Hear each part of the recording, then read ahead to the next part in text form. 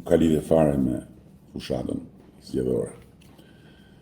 Ndërkohë që stafi, si gjithmonë, ka mbledhur pyetjet më pikante ose komentet më pikante, ku Ermali thotë sikur të jetë kjo fushata çdo vit do ishte bërë Shqipëria Dubai. Tani Shqipëria nuk ka arsye të mendoj të bëhet Dubai, Shqipëria po bëhet Shqipëri.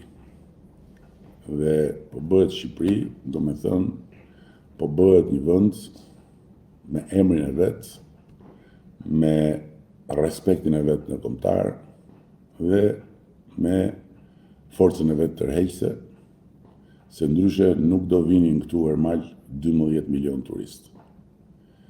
Dhe ndërkohë, sikur të jetë kjo fushata çdo vit, nuk e di ç'do me thënë, po për mua i vetmi ndryshim nga jo çdo vit, nga çdo ditë këtu e 3 mandate në këtë zyrë është se në fushat ka mitingje. Në të përditshme nuk ka mitingje. Po takime, vizita, inspektime, diskutime janë të përditshme. Mjafton të shkosh dhe të shikosh në të gjithë historikun e kësaj faqe dhe do shohësh që është fushat permanente që nga dita e parë në kuptimin e intensitetit të lëvizjes dhe të komunikimit. Dakord? More të mirë ku është debati konstruktive, ku janë argumentat, ku është programi, që janë këto turmat e eksituara, Urraja, Berihaja. Ingriti nuk ke pse përbuz, as pse përqesh ata që me dëshirën e tyre marrin pjesë në takime të mëdha publike të partive politike.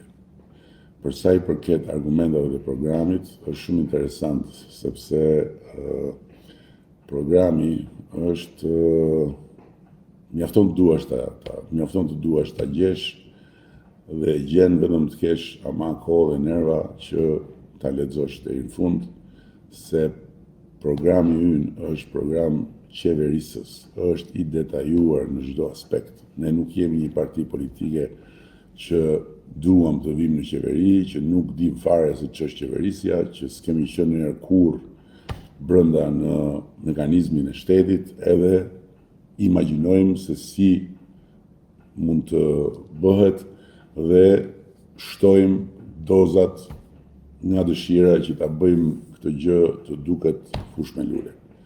Ne jemi forcë qeverisë. Ne kemi pa diskutim programin ton dhe kemi programin më të qartë dhe më bindës dhe më të besueshëm, e di pse. Sepse ndryshe nuk do ishim në negociata me Bashkimin Evropian. Se është ky element që e harrojnë të tërë edhe që e marrin si diçka që është kot ose e mirëqë.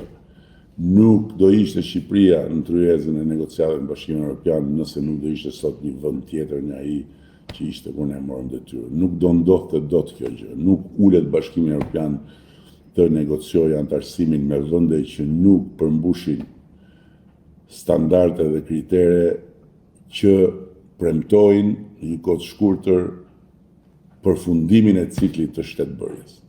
Nuk e di si ta shpjegoj këtë gjë. Është testi më i qartë dhe testi më i padiskutueshëm, sepse Bashkimi Evropian është një makineri e tërë që në lëvizjet e veta dhe në hapjen e derës bazohet tek një hulumtim i detajuar, jo i një viti, jo i 2 viteve, jo i 3 viteve, po i shumë viteve. Si ta shpjegoj këtë gjë?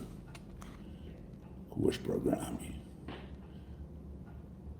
Si nuk më vjen turp, dalin si alabak pas 12 vitesh mashtrime, ajdutrie, krime, mbi atë popull traskapitur, pas 11 majit dhe vetë do çuditën mbi pasojat që i kanë sjellë kombit Subi Mehmeti.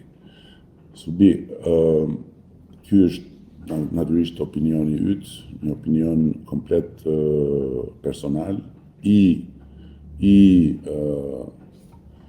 nxjerr nga uji i kënetës në cilin ti shuan etjen, se kjo është shumë e qartë, por gjithsesi është opinioni yt. Ama ka një gjë subi.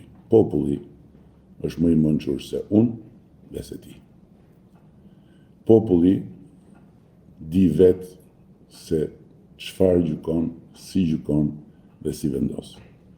Dhe siç mund ta shohësh nga të gjitha sondazhet subi, shumica e popullit mendon ndryshe nga ti dhe mendon shumë ndryshe nga këneta ku për fat keq ti ushqehesh politikisht.